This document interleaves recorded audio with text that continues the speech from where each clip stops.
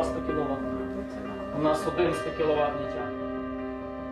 Ми думали 500 це багато. Потім було 900, там 909 і таке інше.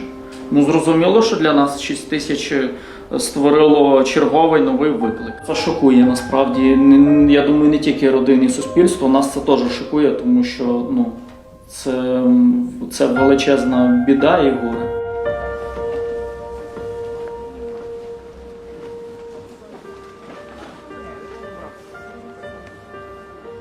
Коли кажуть, навіщо затягують ідентифікацію репатріації, насправді ми не затягуємо. Ми просто не опускаємо руки. Коли в нас не виходить, то ми не віддаємо цю експертизу, а ми до неї постійно повертаємося. Були випадки понад 30 разів.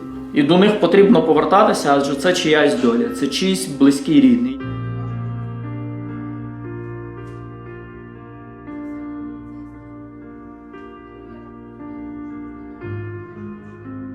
Це було за 2 місяці до зникнення безвісти.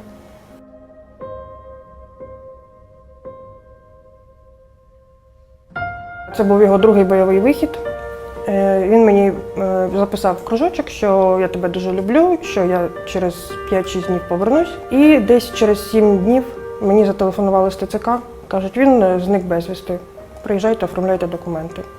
Я все одно чекаю. Ну, звичайно, чекаю Ярослава живим.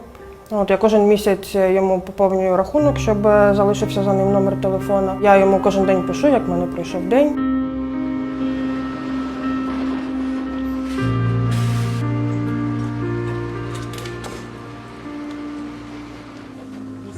Багато випадків, мабуть, сотні, коли ми в одному мішку, в другому, в третьому маємо остатки однієї людини. Деколи навіть фіксуємо факти, коли в наступній репатріації частина нашого військового приходить або через репатріацію.